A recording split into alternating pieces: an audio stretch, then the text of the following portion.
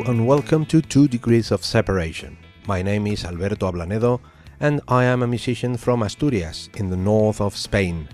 What you're listening to is the English language version of a podcast that I normally do in Spanish. In this podcast, I normally have a chat with one of my friends or acquaintances, most of whom come from the world of music.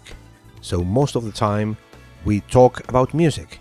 Also most of the time we talk about traditional music, as I mostly play traditional Asturian music, but also Irish, Scottish, Breton, Galician, the so-called Celtic label. I've been playing trad music for more than 18 years with several bands and done a bit of touring in places like the US, the UK, France, Italy or Switzerland, as well as, of course, Spain. And I have managed to meet quite a cast of interesting people along the way. This podcast will try to take advantage of the times I get together with some of them. One of the things that bugs me is that here in Asturias we are pretty bad as far as promoting our music outside of our country. Asturian music has been quite popular among a good number of traditional musicians in Ireland, Scotland, Brittany, but it is not easy to find a lot of information about it in English. Hopefully we'll be able to help a wee little bit in that with this podcast, or at least we will try. Our guest this time is Michael Walsh, flute player from Manchester, England, who is currently doing research on his PhD on Asturian music. I think his perspective on Asturian music is very interesting, both as a musician and as an academic. I do hope you enjoy our conversation and choose to join me again when and if I manage to record more episodes in English. It's actually bound to happen at some time or another. If you speak Spanish and are interested, there are more than 20 podcasts in Spanish that you can find on iTunes, YouTube, or however you might listen to your podcasts. If you have any questions about the podcast or Asturian music in general, do not hesitate to contact me on Twitter at folkenlared, which is at FOLKENLARED. Folk en la red. That's folk in the net or something like that. That's FOLKENLARED. Or through Facebook at Alberto Ablanedo. Enjoy the podcast.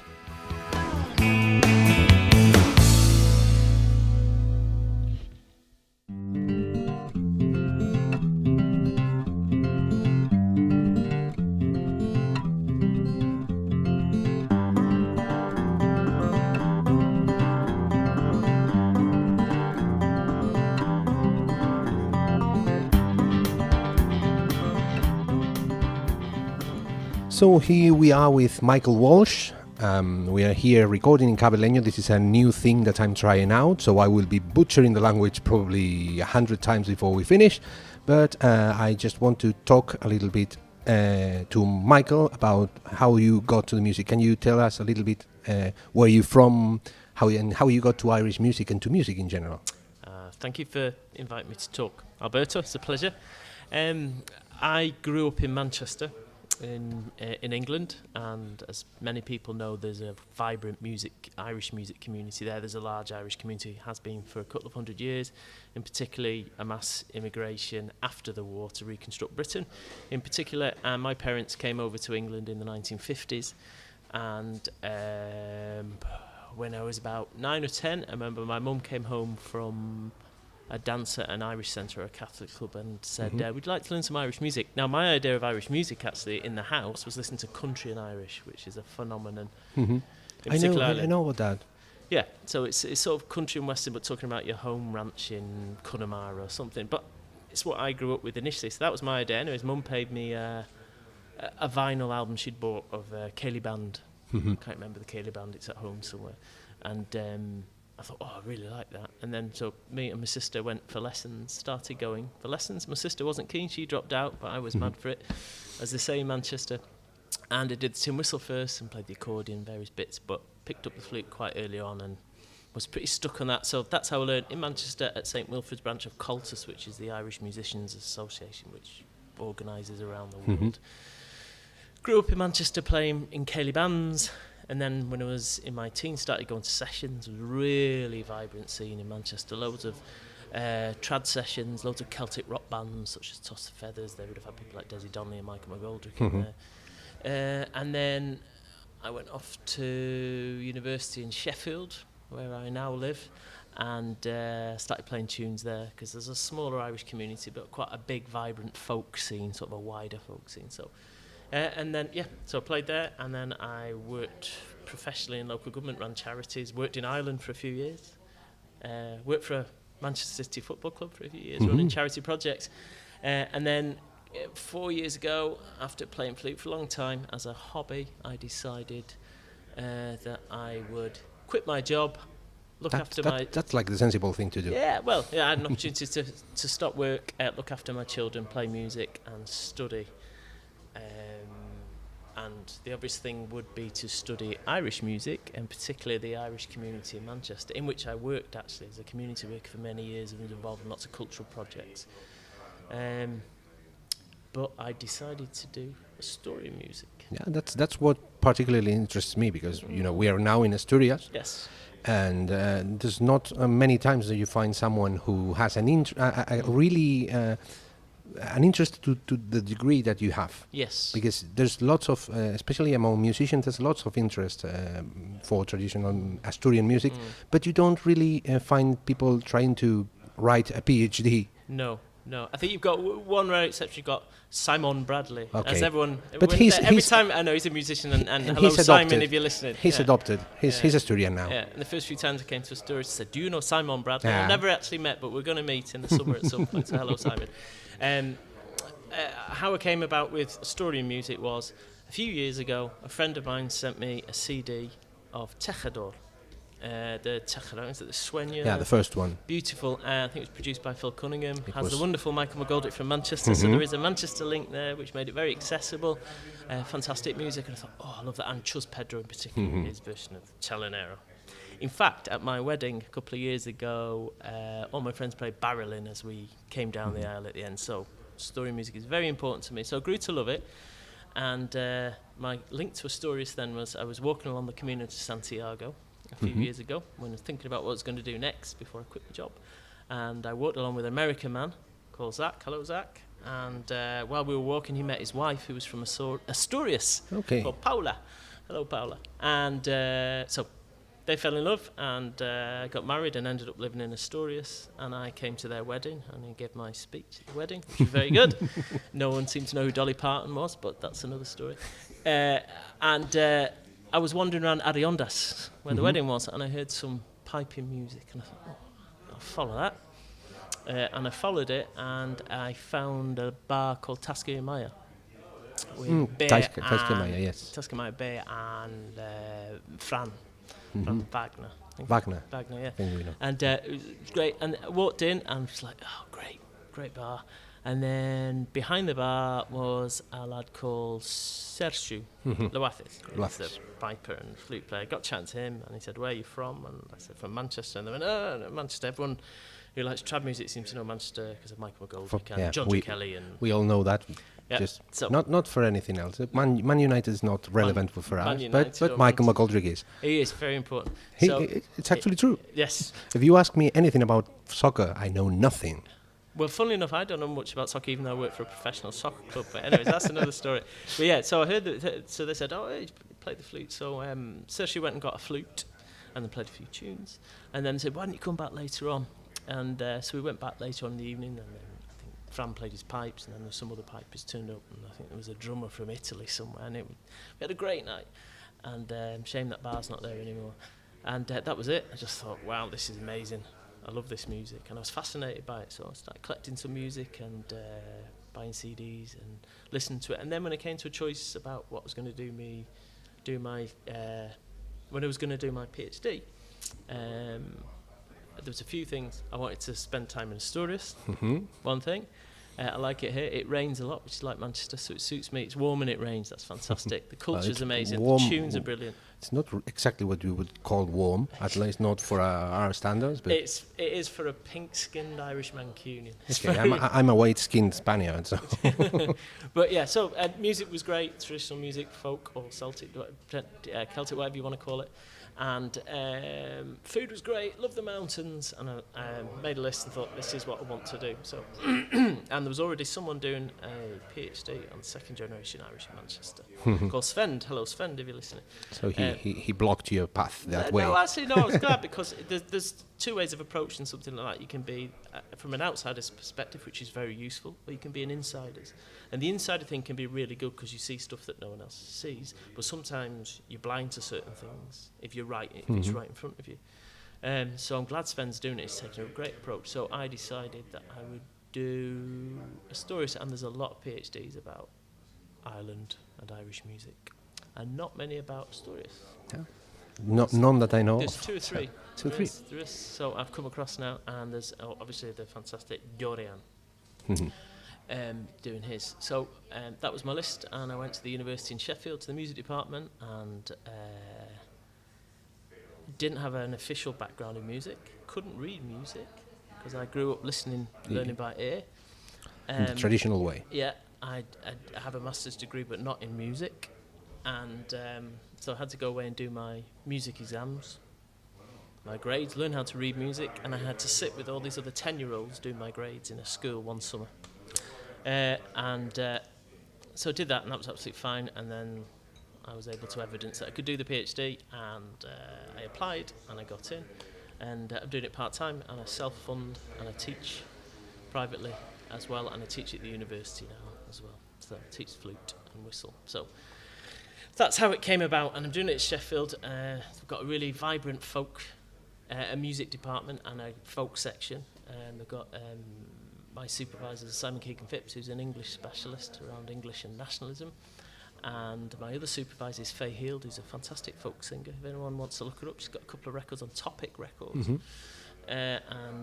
So worth listening to. So I've got some English background, a couple of Irish musicians, Northumbrian specialist, Korean.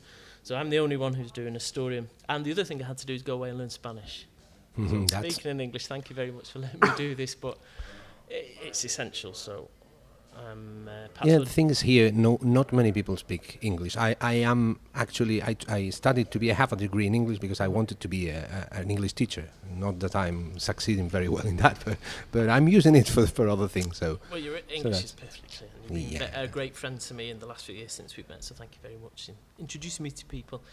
That's the thing I do. I make people meet people. Yeah. And then they all remember me like, hey, he's a cool guy. He's a good guy. Well, our connection was through musicians in Sheffield that came to Cabal anyway. Yeah, that's great because I one of the things that I would do with this podcast when I do it in Spanish is I love the way that you end up meeting people that are like, they seem to be really far away. Yeah. And I'm very interested in the connection that gets you to that people. Yes. So from my recollection, Lau came to play here with Chris River. Right. And he knew Martin Hardwood. Yeah, Howard, yeah. And Kath. And Kath, yeah. Yes. And they were the ones who told you to come here or to talk to me, yes, maybe? They said, they played me Twendus trio CD, the first one, which I still haven't got. I've got a 2 and a 3. If anyone's got a spare one, I'd love it. We'll look into that. Yes, and then they said speak to Alberto. So I got in contact with you, and the rest is history. Yeah, I'm always very interested in making Asturian people and Asturian music known outside of Spain. Yeah. Because it's quite difficult because we're very, very, very lousy at marketing ourselves. Yeah, I think it's a secret.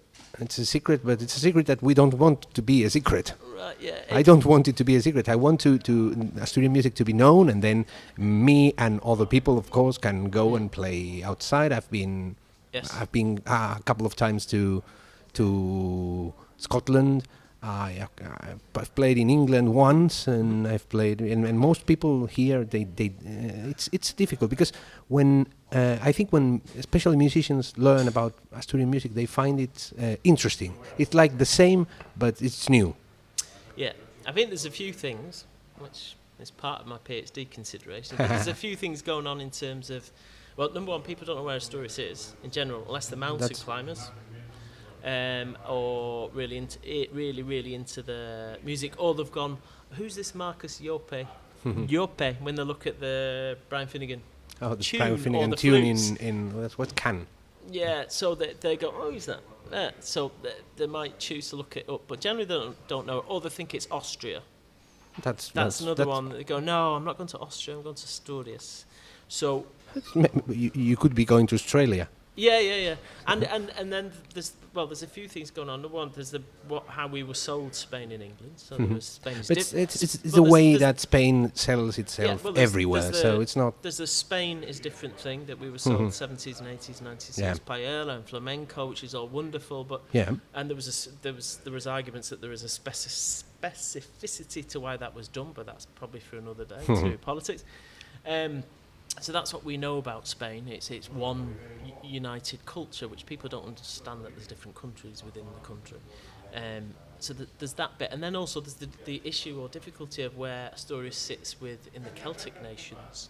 So certainly, for example, Pan-Celtic Festival, not the Inter-Celtic, but the Pan-Celtic Festival was in Letterkenny when I was living there a couple of years. It was there. And it's a great festival, but it doesn't include Asturias and Galicia because they're not Gaelic-based languages, and that's their criteria, and there's been attempts to be included, but they were at various points over the years rejected.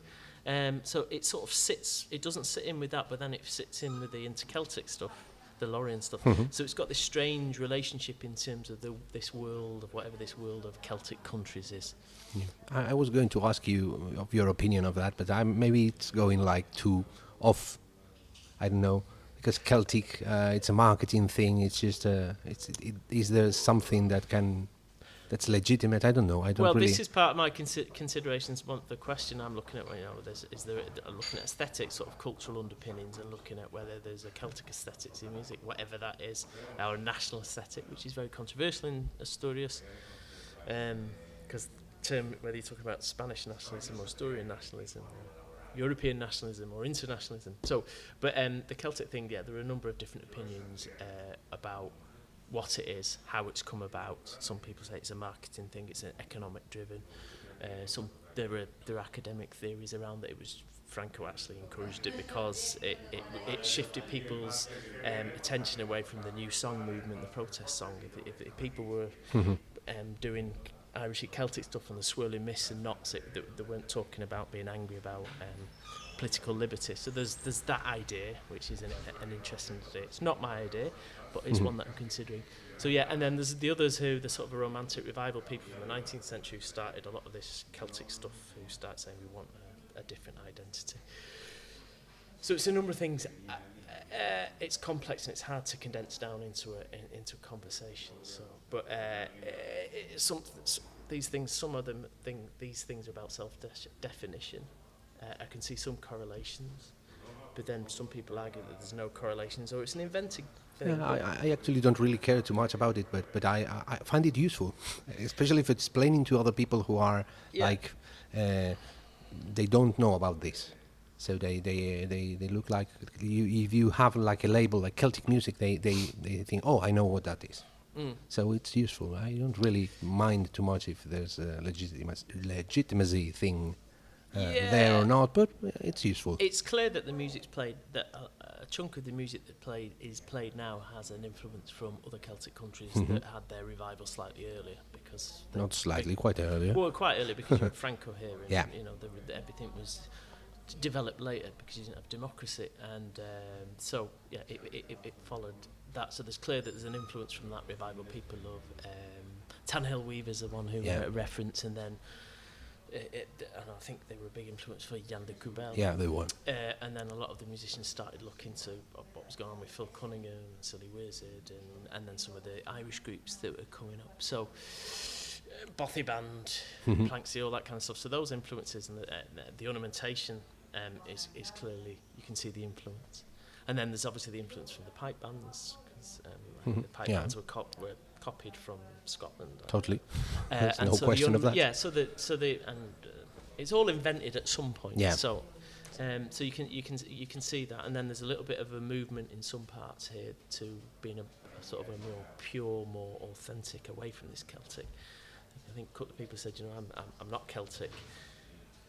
It's something that experimented. I think one person pointed at the pipes case, and it had loads of Lorien into Celtic Festival stickers and said in the 80s and the 90s that's where I was at, and that's what I was expressing myself, because I was trying to formulate an identity post-transition. That's the transition to democracy from Franco. But it said no, I'm Asturian, and a reflection of that is the movement towards perhaps less Irish or Scottish, and even ornamentation. And there's some movement towards looking at moving the pipes away, in terms of, you know, there was a move to make the pipes the pipes less shrill, perhaps. Or I'm not an expert on the pipes, but I'm just this is what I'm being told in my research. So there's obviously influences, but I think we're in a position of transition here in Asturias. You've talked about something that I find very interesting and very valuable, I think, because your first contact here was through, you know, people who like me and my friends and people who are like in the folk scene, in the traditional but more like progressive, the band scene, and but you haven't stayed there. You've gone to everyone. I think you've tried to meet everyone. I've had a look at you have to look at the whole picture, and you have to listen to different perspectives, and everyone has been so friendly and welcoming. Please come to Asturias. Don't not in your millions, because I love it. I like my little secret, but do come here. And everyone is so welcoming, and they all have the various people have different perspectives. The more traditionalists, the people who are saying, "No, this is how we do it." The people who come from a dance background, so you get people saying, "No, the music, we're moving back towards the dance, and the dance is the real source." And then you get the other people who say, "No, it's the tonada, and we that's where the melodies are coming from, and that's where the emphasis should be. That's the heart of the music." So there's different people saying different things, but you have to go and look at those things, and everyone's welcoming. But I think one of my supervisors, Faye Heald, hello Faye, said just keep friends with everyone if possible, and it's a good way to live your life anyway. But you know, you've got to listen to everyone's perspective. So I'm getting there. Can you try and explain tonada to someone who hasn't heard it? Whoa, right, yeah. That's the traditional, the most traditional singing here. So let's see what I understand so far. It is generally a man or a woman singing a song. There might be some similarities, I feel, in terms of context, with perhaps sean-nós singing in Ireland. So there's the big songs, you know, and they can sing solo or they sing with pipes. That's a tradition too, singing over pipes. So you need some lungs to do that. The music structure would be fairly slow, and there'd be quite a lot of what you might call melisma. Is a musicological term, but that's it. The thing that you hear in sean-nós singing, you hear in Arab stuff, you know, you hear in, which is an influence in Spain anyway, you know, because of the more. So there's that. It's obviously sung in Asturias. It's sang in Asturiano or Asturiana. Or Bable, or depends who you're talking to. Perfect. There's another. The language politics is very interesting too here, and then it's sang in other places too. So, but it's particular, and I think it's very much in the people's heart. So even if they're not mad into it, it's a little bit like if people are not into the scene in terms of pipes or dancing, they'll still have an affection for tonada and pipes. I think the woman in the bakery today this morning, it was about pipes, but I was chatting to her in Abilés, and she said, "I love the pipes, but not all the time."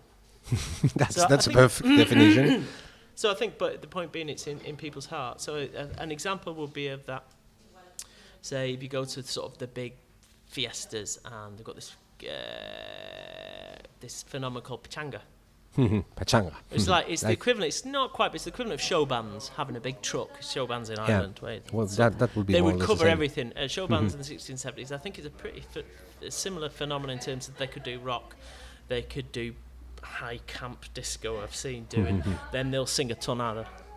Yeah, that's something that we didn't used to have, but in recent years it's been like it's coming back to that, to even that place. Yeah. So that you have the more modern, like the top 40 songs and played by a band there. Yeah. And lots of singers and having good time dancing for the people, but it's not like the music that you go to look for because you like the band. It's like the hits of everyone. It's the greatest. But the point being is that the point being to demonstrate the place in people's hearts about Tonada is that in the greatest hits they'll stick some Tonada songs in. Certainly, so that'll be there. It won't be a purist's style and at it all. will happen like anecdotically. Like once, maybe. So, but it's always there. And now, from some years now, if you go to we have tonada contests here, like all year round, and the people who go to see it as an audience, it's not young people in general, but they are there every week. They are there all the time. There is a. It's a small following, but there is a following in terms of, like, for example, on Asturian television, RTPA, they have various programs that one was with Ishmael. That's I think now it's Cantadera. Yeah, and so there are young people doing it as well as old people. So you've got I think Ishmael, who's one of the television presenters, showed me a video the other day of an 8-year-old singing, phenomenal. It's just like played a recording from, I think it was 1914, 1915 or something, a very, very old recording of a similar song, and then the 8-year-old doing it. So there is sort of a lineage that's kept going. I think it's wavered in terms of popularity, but it's there, it's on the television, it gets lots of hits, people are interested in it in terms of hits in terms of looking at Facebook, for example, or YouTube rather. So there is an interest in it, but it's peculiar to Spain, but there are sort of commonalities across other. I know that you've listened, at least since you've come back, you've listened to Mariluz Cristobal. Yes. Because that's like a totally traditional one. She's probably the best singer in my opinion. Right. Because she's the one that I like best. Yes. Yeah. But she's been doing a couple of albums now. She's done a couple of albums, like she sings and then lets the musicians do whatever they want with the music. I think you sent me a link for that. There was one. Probably Ruben. No, Ruben Ruben did. Ruben Bada was. Who's been playing in Belfast quite a lot in the last 10 years, maybe. He's played with John McSherry and people, Sylvain Barou and people like that. So he's the famous person we have here. And he's got a Belfast accent, which is brilliant. He's an Asturian with a Belfast accent. So a top man, but he sent me some lovely links, and it was Mariluz Cristobal, and beautiful. And then it's got a slightly modern twist. She has enough strength and comfort and confidence in her own tradition to do the straight tonada, and then add some I think there's some electronica in it from one of the tracks, which was beautiful. I find it's really beautiful, and it's true to the tradition. It's totally true to the tradition, because the material you're starting with is totally traditional. Yes. It's what she sings, and there's nothing else, and then they add something. And I think that's something that requires a lot of good taste. Yes. Because it's very easy to do it wrong. I think, again, if for people who are not familiar with this but might be more familiar with the Shannon singing, a lot of similarities where people have gone off and experimented a bit, or added bits on, or put some synthesizers to the big songs, or, for example, Johnny Buggy, who's, I think he's American-based Shannon singer, does Shanos and country, which is an interesting, but he would still be able to sing pure Shanos. So I think similar thing. Lots of things have tried things, added things, done things to it, orchestrated it, put electronica to it. But she's got great taste. I think. Because here in Asturias we have a big, like a horrible track record about doing things wrong. So we've been doing the cheesy thing quite a lot. I'll let you make that comment. Although people who know me in England know I like a bit of cheese too. So that's why I like the pachanga. I was listening to pachanga the other night when it was. I like it when it's intentional. When you are doing things that you know they are bad. Yeah. Because you like that, and because you're laughing and your friends are laughing. Oh, but then there's people who say, "Look at what I did. This is wonderful." And you say, "No, it isn't." And it's not like a taste thing. Yeah. Because music is so subjective. No, Yes, you yes, can. yes. But there's a pretty like definite line when you say, okay, this is not good. Yeah. And when you the good thing is when you're starting with a true material, this is totally traditional and totally legitimate, and then they do it with good taste and good musical capabilities. I don't know if I am speaking decently. I think I have to say, I think it is subjective, and I have to say some of my favourite all-time traditional Irish music, for example, and some of my favourite musicians have done things to the music that at the time I thought were the most beautiful thing, and I listened to it obsessionally. And then when you go back to it, you go, like the 80s, for example, is quite a bit of Yeah, but that happens here. and you go, and then you sort of reassess it, you know. So it's quite subjective. I found that here with bands, especially in the beginning, you listen to a CD and you have this sort of distorted memory Yes. of it being very good, and now you have it's been like 20 years listening to this kind of music, and then you listen to it after like 5 years of not having listened to it, and you notice this is out of time, like they're playing out of tune, and but the concept is still good, so so that's everything's forgiven. Yes. Yeah. And it, I always say that it helps those who come after, because you have to make the mistakes, Of course. and maybe others make the mistakes for you, and then you know that was a mistake, so you don't do it. Yeah, or they were perfectly okay and not mistakes at the time. Do you know what I mean? That's But absolutely. just taste changes. Yeah, So absolutely. people do stuff with high skill, but you kind of go, oh. Or technology's changed. So, for example, maybe some of the synths that might have been used in the 80s, and people go, oh, I'll stick that in because that sounds fantastic. And then you might think, oh, bloody hell, that's a bit... But that's the same as when you listen to like 80s music with drum machines instead of regular drums and the keyboard sounds, which you would now never use. No. But that's the same in traditional music, I think. Folk music, like the Celtic scene or folk bands. But I think it's the same. It's more or less, I think. So you've been here now for, what, 3 weeks? 4 weeks, so that's a long time, and you still are not tired of us. No, I am. We are going. I've came with my family, with my 2 children, my wife, and who make it possible. And we're going to go away for a few days on break because it's quite intense. Because most of the interviews have been in Spanish, and I went away and learnt my Spanish. And thanks to the University of Sheffield Spanish Languages Department, amazing. Got 1 Irish and 2 Asturian Spanish teachers. So they set me up well for here, and so I've managed to do most of the interviews in Spanish. But yeah, that I have to say, like, there was one the other day which was 5 hours long. Oh, that's too much. And I had to go and lie in a dark room. We won't be recording for that long No, today. no. So yeah, 4 weeks. I'm going to have a little break and then come back and got to meet a couple of people that I want to see. And even on the break, we're going to go up to the border of Asturias and Galicia. There's a couple of areas where you sort of get into the, particularly around linguistics, politics, and identity politics about whether it's Asturian and Galician. And it was quite interesting. That There's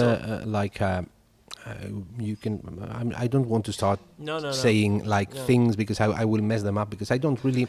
I was going to say I don't really care about if Asturian is a language or not. I just think it's culture. It doesn't matter if you call it a language, if you call it a dialect. It's valuable. Yes. And that's fine with me. For me as an academic, the different opinions are important, and the legislative context of language and culture, I think, are important in terms of the development of music. So someone used in terms of, without disrespect to all the people who are teaching in conservatories, etc. here, I asked, was there an organisation similar as EFTUS in England or Cultus Culturae in Ireland? One of the musicians said, no, it is a disorganisation. There's no organisation. No organisation, disorganisation. But it's quite important, that stuff, because in Asturias, unlike other areas in Spain, Asturias doesn't have, it's difficult to describe, but secondary autonomous status. The language doesn't have status, and then there's disagreements about whether the language exists or not, and then or should exist as an official thing and taught in schools. And then you've got the issue that it's a smaller population, so there are a whole load of things around that lead on to funding and development and that impact on traditional or folk music or Celtic music some of the time. So that's why I'm interested, but I wouldn't expect you to comment on it. So I've been here a few weeks, and I've got another 2 years because I'm doing it. 2 years of investigating, and then another 2 years of writing up because I'm doing it part time. Because I'm with my children most of the week, which is they help. Yeah. So they help. So I've got plenty of time. I'm going to come back on my own for sort of short trips, and the wonders of technology. Able to use Skype and FaceTime and email and share music, which I've been doing already. So, for example, I'm going to have a conversation with someone in America who's done a PhD on flute playing and story. So I don't need to go and see them and have that conversation. So for 6 weeks in total, I'll be here, and then it's time to go home after that, which I'm a bit sad about. But you won't be staying there too long, I think. You're going to Lorient Festival in France. I've got a few things to go back to. Number one, I'm going to a very musical wedding, which I always like. That's Some of my great. folk friends are getting married, so there'll be great tunes, great dancing. My wife's a great dancer and musician, and she's dancing at Cambridge Folk Festival, which is a big festival in England this year. So I'm on looking after the children duty and having beers and tunes. So there's some great music there. So there's loads from Manchester going. So there's Michael Walsh's bands playing. Afro-Celt Sound System, who have a fantastic vocalist, Manchester-based vocalist called Rina Connolly, now in the new album. Go and have a listen to that, it's fantastic. I haven't yet, so... Yeah, so Rina's amazing. She's from Armagh, and she's a great Shanos singer, great blues singer. She's in a group called Breathe as well, so go and have a listen to them. So there's loads from Manchester going to Cambridge this year, so there'll be good tunes. Then I've got to go in, I'm doing an album at the moment. I want to talk about that. Spend a little bit of time on that, and then I'm going to Lorient. To the Inter-Celtic Festival, and I'm going to hang out in the Asturian tent. Now you will be able to survive. 4 days. Well, 4 days. I lasted the whole festival last year, so you can do 4 days. I think I can do 4 days, and Guillermo, who's looking after the festival tent and organiser, he's promised to make sure I behave myself and behave appropriately. So he's he arranges concerts here, and he's in charge of the Asturian tent, and he plays in band. I actually was in a band with him a long time ago, so he's a cool guy. Good guy's been very helpful to me, and so I'm off to Lorient, do some participant observation, watching, playing. I might actually be doing a gig, but that's that's something else, so separate. And then once Lorion's finished, coming back and then going back into the studio and getting on with my album. Can you talk a little bit about your album? Why did you decide to do it? What's it about? Well, the working title is Dr. Dalrymple's Fancy, a voyage along the Atlantic arc from Sligo. So you're to doing Asturias. A progressive rock album then? Yeah. That's the working title. Anyway, Dr. Dalrymple's my wife, Sarah, and just someone said, what was it? Oh yeah, I put something on about doing the album, and I tweeted, and a friend of mine from Manchester, Mancunians have got very similar humour to Asturians. It's pretty self-deprecating, and okay, I like that. Yeah, and so one of my friends, Pat, said to me, "You've got awful fancy since you went to Yorkshire." So the fancy thing stuck. So anyways, yeah, so I decided to do an album. It's almost like a calling card, and just to where I'm at. Actually, the inspiration came from earlier this year. I took part in a thing called the Sean O'Reilly Gold Medal Competition. Ooh. Now, sounds important. It is important. Sean O'Reilly is a very famous Irish composer. Was pretty instrumental in terms of the revival, bringing Irish music into educational establishments in terms of the degree in Cork. Founded Cultúra Coolin, and that was the predecessor to the Chieftain, so pretty instrumental. Anyways, his son, Pedro O'Reilly, who's a composer and broadcaster, and his daughter, who's Leith, who's a member of the European Parliament, and family decided to set up an award to remember the father, but also as not quite an antidote, but as a different perspective on Irish music, because even though their father was involved in education, there was a concern that in competitions, particularly run by Cultus and other organisations, that technicality was amazing, but some of the soul of the music was disappearing, and there are a lot of musicians in the past who were revered, such as Peter Horan or Jim Donahue, or some of the real tin whistle player from Doolin. Oh my gosh, my memory's going. Anyways, Michael Russell. So a lot of the old guys who would have had very unique styles wouldn't have done a master's degree and wouldn't have won the All Ireland, but they were national treasures and very valuable because they were unique. So they have to be, if I know them. Yes. Coming from 1,000 kilometers away. So so very, very important musicians who did their own thing, and so they set up this competition to encourage people to play in their own style and acknowledge this. And I think there's 25 gold medals over a period of years. That's all they're gonna, and beautiful medals that they're gonna award. So that what they do is a friend of mine said, "Why didn't you ever go to it?" I'd never heard of it actually, and I did. I sent in some recordings, and it's anonymous, so the three judges don't know who the other judges do. It's actually too good to be true. So it's anonymous, so they can't, if you're a member of a famous family or you're connected, or there's none of that. So the three judges who were amazing was Mary Bergen. Okay. Was the player. I actually met her a couple of years ago in Cáceres. Yeah, well, lovely. She's lovely. And she plays wonderfully. Yes, so on a She's generation tin whistle. Yeah, that's great. So simple. Yeah. And that's perfect. So she's fabulous. And then Patsy Hanley, who's a lovely flute player from Roscommon area. And who else was there? Oh, Mick O'Connor, who's a flute player from Dublin, from an old traditional family. And so they were sent a number of recordings, and they shortlisted people who they liked, and I happened to be one of them, which was great. Yeah. So it was Aoife Granville, great flute player and singer who teaches at Newcastle. She's from Kerry, and she said, "Have a go.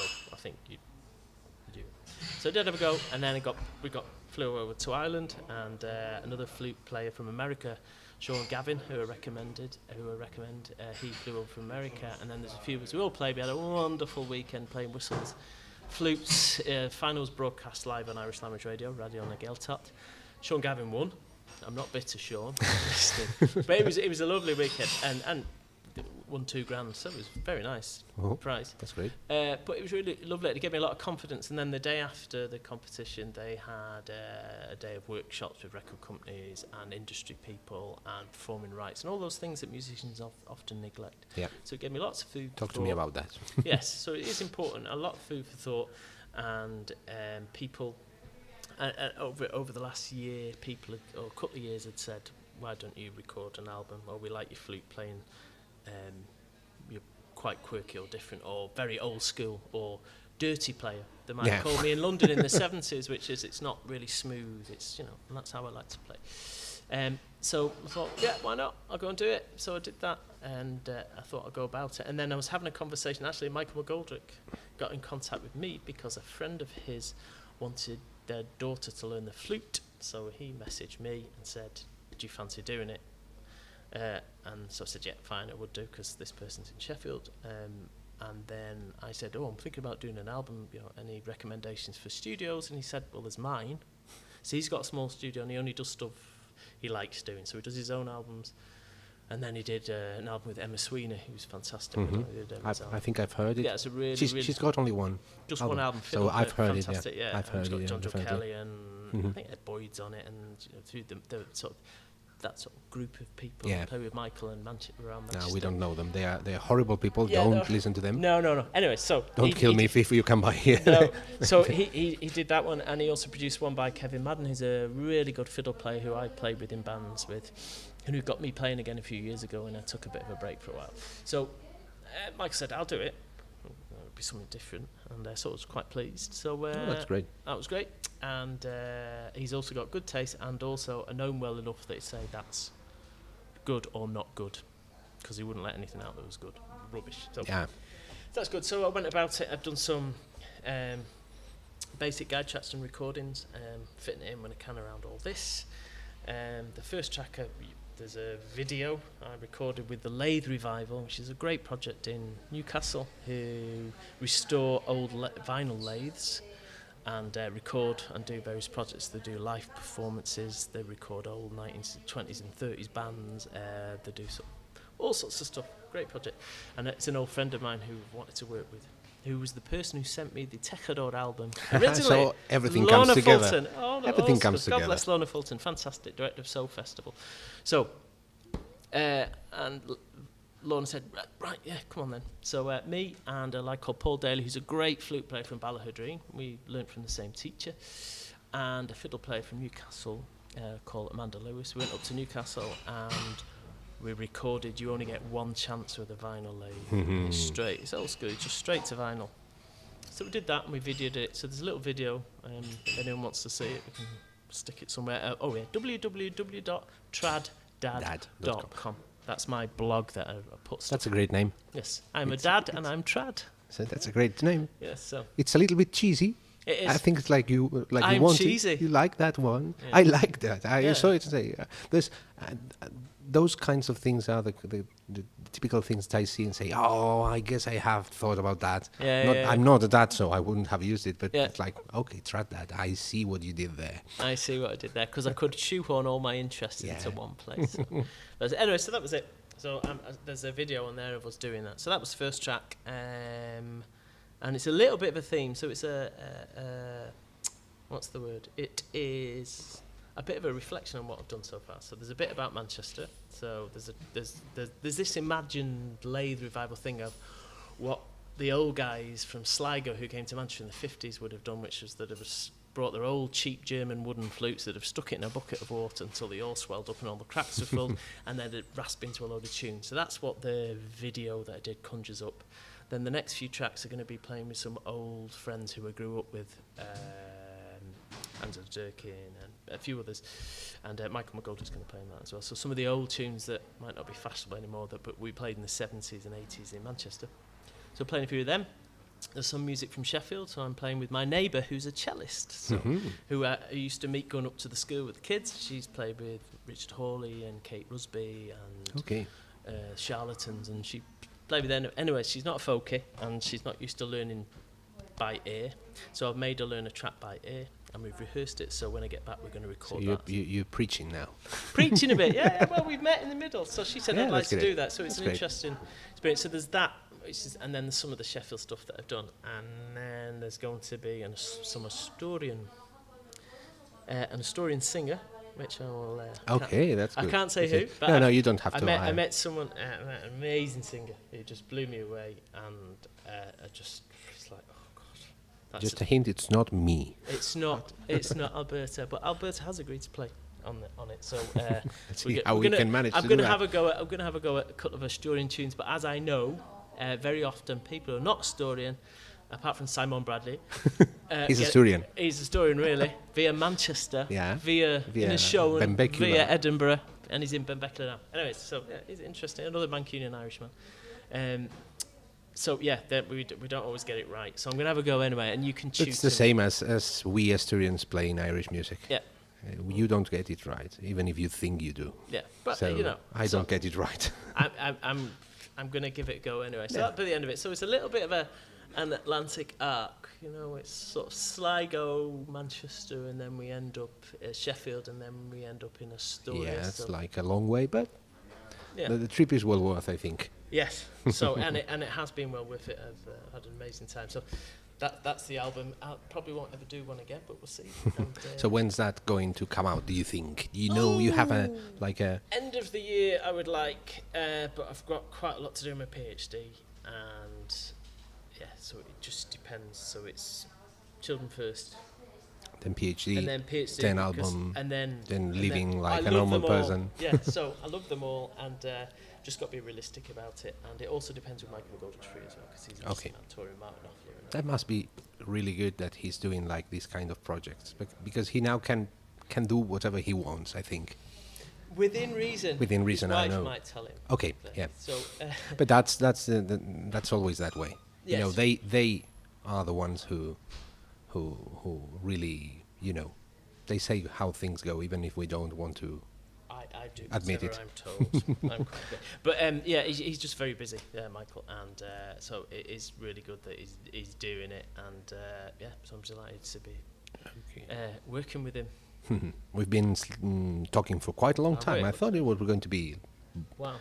but it's been really interesting. So before we go, can you tell everyone if they want to reach you, if they follow you on traddat.com? The best way, well, I've just got my Facebook page, Michael Walsh Music's page, but just go on to www.traddad.com, and it has videos, and it's got links to my YouTube, and it's got updates on my academic work, and also it's got updates on my music, and also Tuesday, which I've just recorded. But that's another thing. I work with Whitby Folk Week, which is a not-for-profit folk festival in Yorkshire, which is my wife's family. I've been going to for 50 years, and I've been going and decided I wanted to add a bit of an Irish flavour, and then maybe an Asturian flavour in the future. So I record musicians around the place and stick them up and on YouTube, and so there's that stuff Tuesday, and you've recorded one. Thank you. Yeah, and I probably butchered everything trying to explain what the tunes were, but so that's where you can get me, traddad.com. That's great. Well, thanks a lot for agreeing to do this, and thanks for being like my guinea pig for this, because I've never done one in English. Hopefully people won't hate me speaking. They definitely won't hate you, because it's been really interesting, and I'm glad you've been here these days. I'm glad you've had a good time, and I hope you keep having good times here. Nos vemos. Of course, nos vemos. Hasta luego. Hasta luego. Bye.